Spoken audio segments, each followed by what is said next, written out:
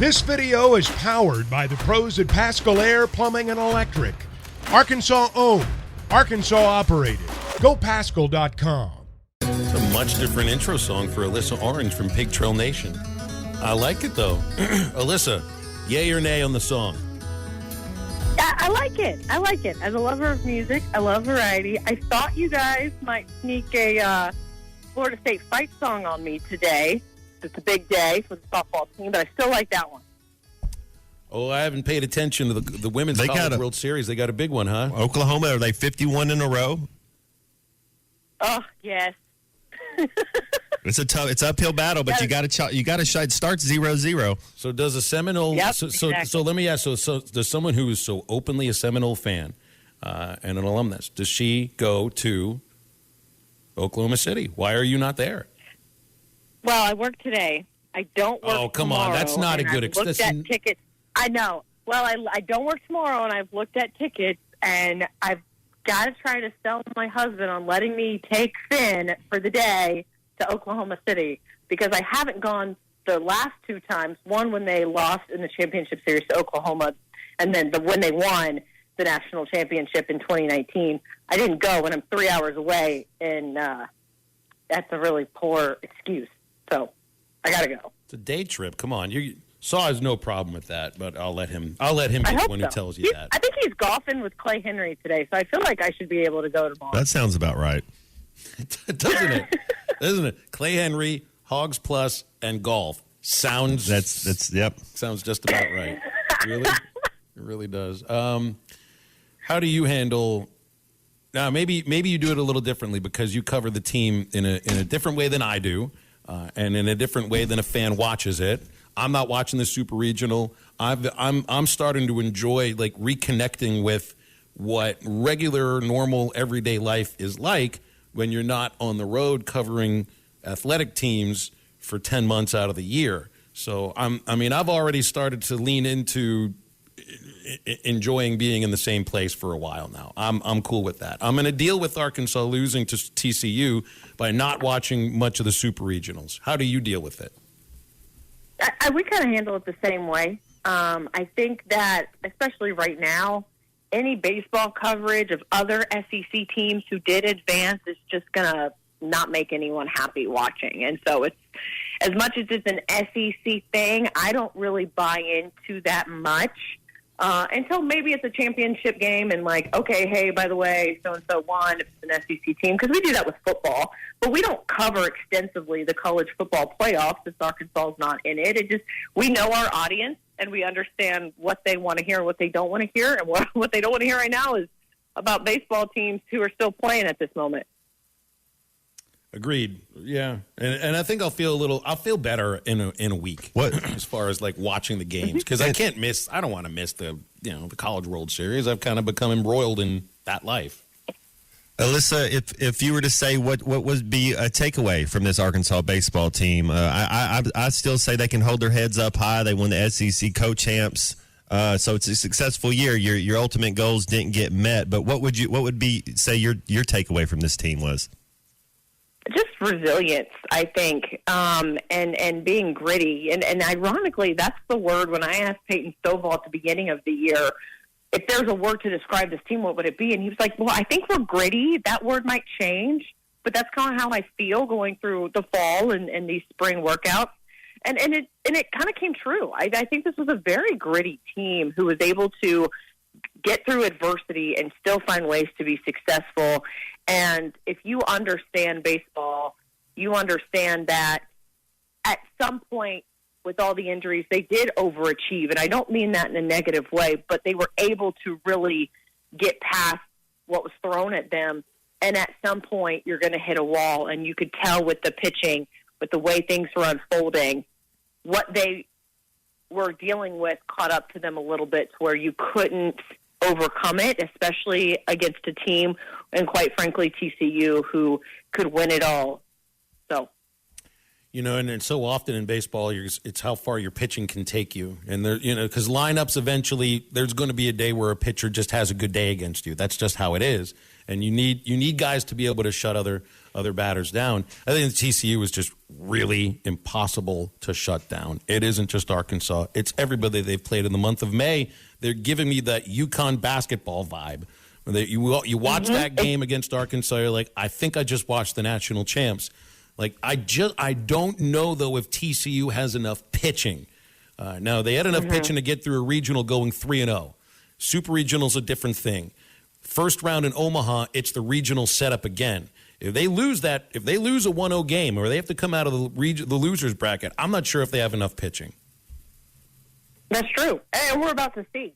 And I think if it was flipped, Phil, if Arkansas had gotten through a regional in 3 games, we'd kind of be saying the same thing. Absolutely. That do they have the pitching? Okay, we sustained a regional. We could sustain a super. Could we sustain Omaha? Because what you don't have is what they did have in 2018, where you had Blaine Knight, who could go again for you. You had a Isaiah Campbell, Connor Nolan, Casey Murphy, those guys who, I mean, they got to that championship series because of that pitching staff that they had. Alyssa, I do want to ask you about this NBA Finals. You got a big game, Game 3, when it's tied 1-1. The winner goes on to win the championship 80% of the time. Your Miami Heat. Now, I like what Coach Spoelstra did. He changes it up a little bit. They might have a coaching advantage. You know, I might like Coach Spoelstra over Coach Mike Malone, which I like Mike Malone. But what are your thoughts? How do you see the Game 3 going tonight?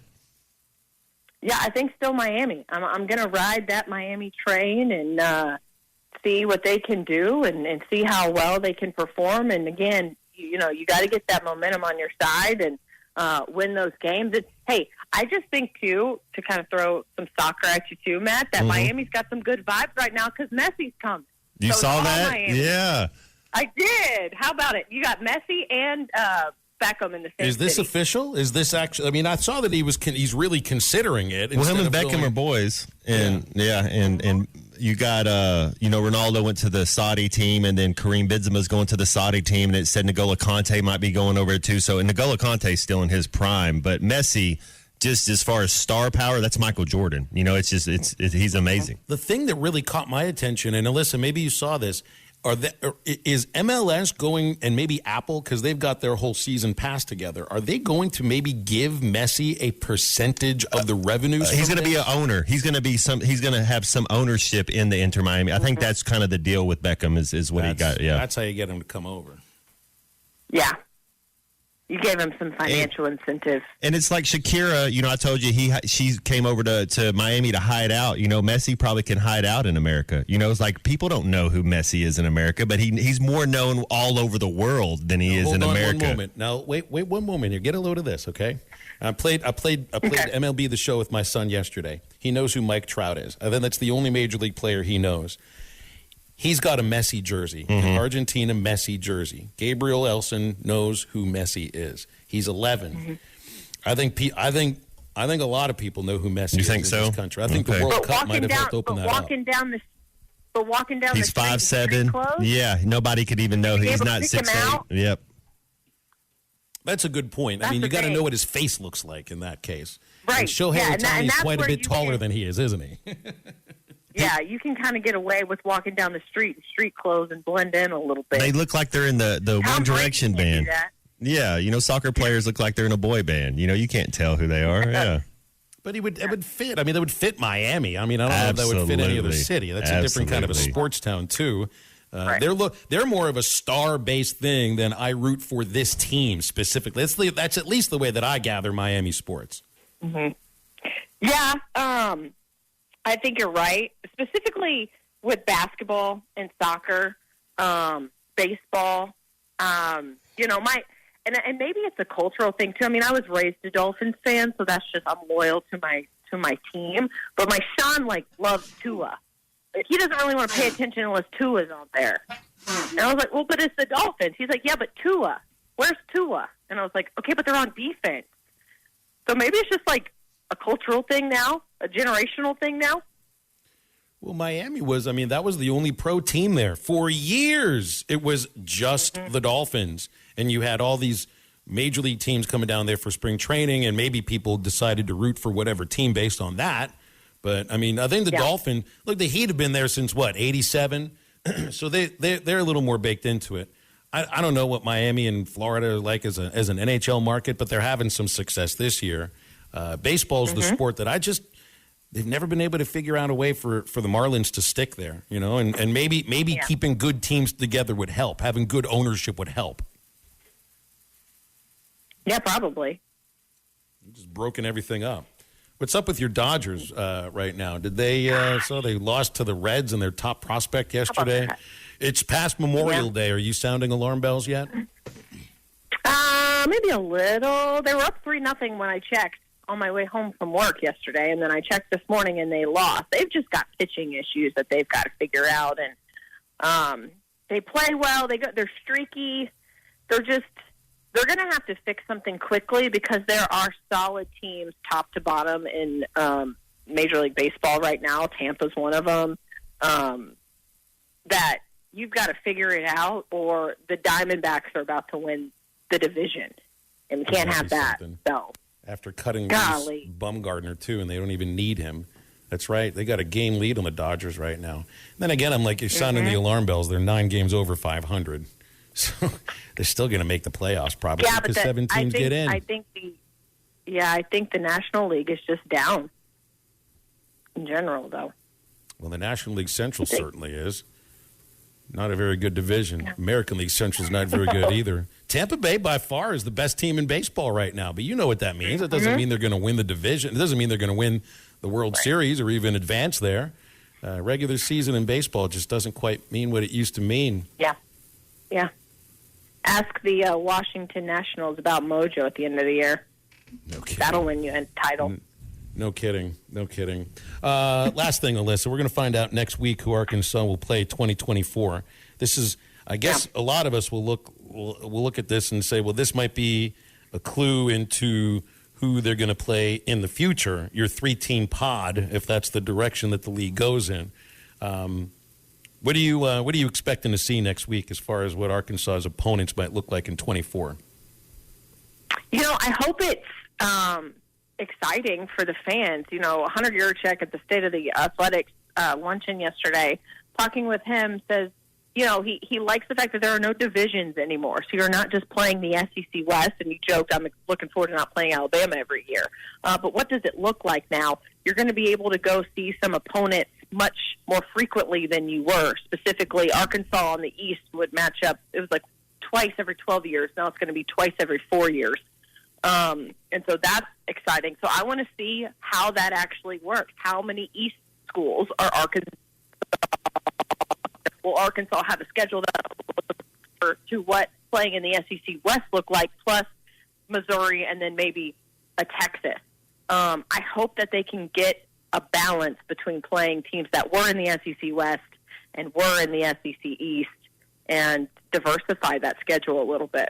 What else did you hear from Hunter Yurchek yesterday at this State of the Athletics Department talk? Well, he talked about some of the projects that they've got going on. If you've been around the facility, soccer's getting a new field right now. They're doing some work on the football stadium. There's no south end zone screen. It's all gone because they're getting that fixed. They're going to do new LED panels around the whole entire stadium, and then they're creating a Reds rooftop bar kind of outside of Hunter Yurchek's office, if you know where that is on the north side. Very similar to what he was saying to the Mackey's Bases Loaded Lounge, where you can go up there and sit and watch the game, but you can have drinks, and they'll open it up on Fridays and Saturdays before the game. So just kind of upping that fan experience. He kind of focused a lot on that. And then I asked him about football ticket sales, and he joked that, this wasn't the joke, but they're at 45,000, getting to 50,000, which is the most since the motorcycle accident. Did he use that terminology? It was April 1st, right? Go look on our Twitter page. Was it April 1st, like 7 years ago or 8 years ago? That's funny. Mm-hmm. All right. Well, was there anything about Bud Walton Arena? Because that's the one thing, you can add on to Baum Walker and make some renovations, and obviously doing that to football. Sure. But the major renovations that we hear about might take place at Bud Walton.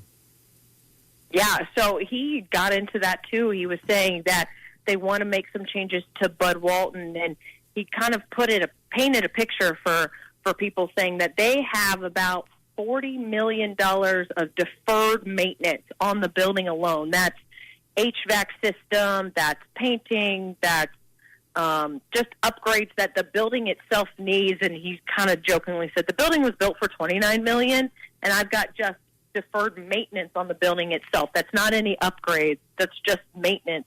That's about $40 million. And so in order to pay for that kind of stuff, they're going to start putting in loge boxes and, again, increasing that fan experience. So don't be surprised if you see in the next year or so some things added to Bud Walton that might take some seats away but helps the university sell a little bit more and get a little money to try to keep Bud Walton functioning.